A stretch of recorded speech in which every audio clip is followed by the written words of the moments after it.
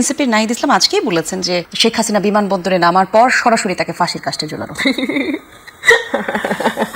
রাজনীতি তো একটু হুঙ্কার টুঙ্কার না দিলে তো হয় না। নেতা কর্মীদের একটু চাঙ্গা রাখতে হয়। নেতা না হয় আছে 10টা আর কর্মী না হয় আছে 5টা, 15 জনকে তো চাঙ্গা রাখতে হবে।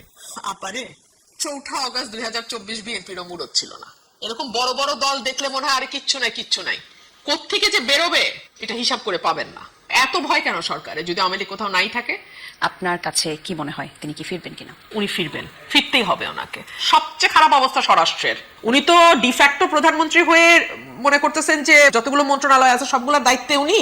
ব্যাপারটা এরকম না, উনার মন্ত্রণালয় কিন্তু ডুবে গেছে। এবং উনি যদি ফিরে আসে সবচেয়ে বেকায়দায় পড়বে সরকার। না পারবে ফাঁসি দিতে, আমাকে আপনারা খারিজ করে দিতে পারেন, ট্যাগ দিতে পারেন, অমুক তমুক বলতে পারেন, গালাগালি করতে, আমার কিচ্ছু যায় আসে না। হাসিনার আমলে আমাকে বহুত গালি খাইতে হয়েছে, আমার কিচ্ছু যায় আসে না। আর আওয়ামী লীগকেও বলবো কান পাতেন, মানুষ কি বলে বোঝার চেষ্টা করেন। আওয়ামী লীগের পুনর্বাসন এবং শেখ হাসিনার দেশে ফেরা, আপনি কি মনে করেন যে কথা আমরা শুনছি তিনি দেশে ফিরবেন ডিসেম্বরে? আপনার কাছে কি মনে হয় তিনি কি ফিরবেন কিনা? উনি ডিসেম্বরে ফিরবেন কিনা আমি জানি না, তবে আমি একজন রাজনৈতিক ক্ষুদ্র কর্মী হিসেবে যেটা বুঝি উনি ফিরবেন, ফিরতেই হবে ওনাকে। ফিরতে হবে কয়েকটা কারণে। আপনি যদি একেবারে নিরপেক্ষভাবে দূর থেকে দাঁড়িয়ে ওনার অবস্থানটা চিন্তা করেন, ওনার পরিবারের একটা দীর্ঘ ইতিহাস আছে রাজনীতির এবং একটা দীর্ঘ ত্যাগের মধ্যে দিয়ে তার পরিবারকে যেতে হয়েছে। ইনফ্যাক্ট তিনি তার পুরো পরিবারকে হারিয়েছেন এই রাজনীতির কারণেই। তার সঙ্গে জড়িয়ে আছে তার পরিবারের সঙ্গে তার আরো বৃহৎ পরিবার, তার দল, যেই দলটিকে একেবারে ভেঙে চুরে যাওয়া অবস্থায় 75 থেকে 80 তিনি 81 সালে ফিরে এসে হাল ধরেছিলেন এবং 81 থেকে 46 বছর উনি এই দলটার প্রধান হিসেবে মাঠে, রাজনীতির মাঠে, সংসদে, রাষ্ট্র ক্ষমতায় এবং বিরোধী দলে থেকে লড়াই করেছেন। তো এখন যদি উনি না আসেন, ওনার পরিবার তো কেবলমাত্র উনি এবং ওনার 2 সন্তান নন, ওনার পরিবার হচ্ছে আওয়ামী লীগের এই বিশাল পরিবার। সো এই কোটি কোটি নেতা কর্মী, সমর্থক, ভোটার, যারা ভোটার ধরেন নেতা কর্মী বাদ দিলেন, হ্যাঁ, সাধারণ মানুষ, তাদের কি হবে? 2 হলো ওনার পরিবার এবং ওনার ব্যক্তির যে ত্যাগ এই রাজনীতির পেছনে, সেটা কোথায় যাবে? 3 হলো ওনার বয়স হচ্ছে, আল্লাহ না করুক ওনার স্বাভাবিক মৃত্যু যে কোনো দিন হতে পারে।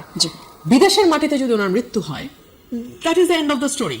মানে ওনার রাজনৈতিক জীবন, ওনার দলের ভবিষ্যৎ সবকিছুর উপরে that will be the last nail in the coffin. So আমার মনে হয় এগুলো আমি যেমন মানে দূর থেকে দেখে হিসাব করি একজন রাজনৈতিক কর্মী হিসেবে, আমি চিন্তা করেছি আসা না আসার মধ্যে ইয়েটা কি, উনিও নিশ্চয়ই করেন। আর উনি ফিরে আসা সবচেয়ে বেকায়দায় কারা পড়বে আপনি বলেন তো? এটা আমি আরো 9 মাস আগে বলেছিলাম, সবচেয়ে বেকায়দায় পড়বে সরকার। সবচেয়ে বেকায়দায়। আজকে স্বরাষ্ট্রমন্ত্রী বলেছেন যে 5 আগস্ট ঘিরে যে তৎপরতা আওয়ামী লীগ করতে চায় সেই মুরদ আওয়ামী লীগের নেই। আপারে 4 আগস্ট 2024 বিএনপিরও মুরত ছিল না। এরকম বড় বড় দল দেখলে মনে হয় আরে কিচ্ছু নাই। কোত্থেকে যে বেরোবে এটা হিসাব করে পাবেন না। আপনি আমাকে বলেন না, এই আপনারাই আর আমরা তো একই জায়গায় বহু স্টক শো করেছি। 4 আগস্ট 2024 বিএনপি কই ছিল? তো সুতরাং নাইটাই এগুলো বলা যায়। হাসিনাও বহু বলছে বিএনপি নাই, এগুলো বললে শান্তি লাগে, শান্তি পাওয়ার জন্য বলে, ওটা কোনো অসুবিধা নেই, পলিটিক্যাল রেটরিক। যদি নাই থাকে তাহলে আর শো ন্যারেজ দেখায় সব কর্মীকে ভিতরে রাখতে হয় কেন? তাহলে 5 জনের মিছিলে 500 জনের নামে মামলা হয় কেন? কেন আমার এলাকায় যেই ছেলেটা হয়তো দল কোনোটাই করে না, হাসেন ইলেকশন করেছে আমার সাথে, তার নামও আওয়ামী লীগের মধ্যে ঢুকাই দিয়ে মামলা দিতে হয়? এত ভয় কেন সরকারে যদি আওয়ামী লীগ কোথাও নাই থাকে? তো ওগুলোর জব আমি দিতে চাই না। আর স্বরাষ্ট্রমন্ত্রীর বরং ফোকাস করা উচিত ওনার নিজের মন্ত্রণালয়। সবচেয়ে খারাপ অবস্থা স্বরাষ্ট্রের। উনি তো ডিফ্যাক্টো প্রধানমন্ত্রী হয়ে মনে করতেছেন যে বাংলা মানে যতগুলো মন্ত্রণালয় আছে সবগুলোর দায়িত্বে উনি। ব্যাপারটা এরকম না, ওনার মন্ত্রণালয় কিন্তু ডুবে গেছে। He better focus on his own মন্ত্রণালয়। তো যাই হোক, আমি যেটা বলতেছিলাম যে ওনার এই সকল কিছুর হিসাব ওনার কাছেও নিশ্চিত আছে এবং উনি যদি ফিরে আসে সবচেয়ে বেকায়দায় পড়বে সরকার। না পারবে ফাঁসি দিতে, না পারবে কারাগারে নিয়ে নিরাপদ অবস্থায় রাখতে। এই জায়গায় একটু আপনাকে কাটলাম, ফাঁসির কথা বললেন তো এনসিপির নাহিদ ইসলাম আজকেই বলেছেন যে শেখ হাসিনা বিমানবন্দরে নামার পর সরাসরি তাকে ফাঁসির কাস্টে ঝোলানো। শোনেন, রাজনীতি তো একটু হুঙ্কার টুঙ্কার না দিলে তো হয় না। নেতা কর্মীদের একটু চাঙ্গা রাখতে হয়। নেতা না হয় আছে 10টা আর কর্মী না হয় আছে 5টা, 15 জনকে তো চাঙ্গা রাখতে হবে। সেটা নিয়ে আমার কোনো বক্তব্য নাই। আমি সাধারণ মানুষের কথা শুনতে চাই, সাধারণ মানুষ কি বলে, কি ভাবে। আপনারাও কান পাতেন, আমি পলিটিক্যাল পার্টি সবগুলোকে বলবো আপনারা কান পাতেন, আপনারা দেখেন সাধারণ মানুষ কি বলে।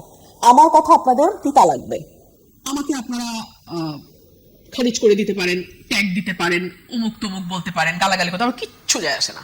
হাসিনার আমলে আমাকে বহুত গালি খাইতে হয়েছে, আমার কিচ্ছু যায় আসে না।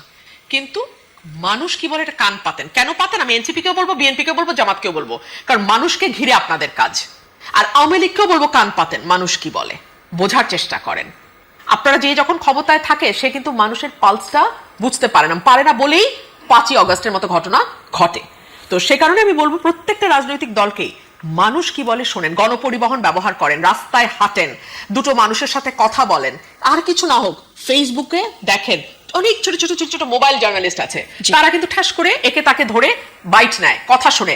সাধারণ মানুষ যারা দরবারের সঙ্গে যুক্ত না, দরবারহীন মানুষের কথা শোনেন, তাহলে বুঝতে পারবেন মানুষ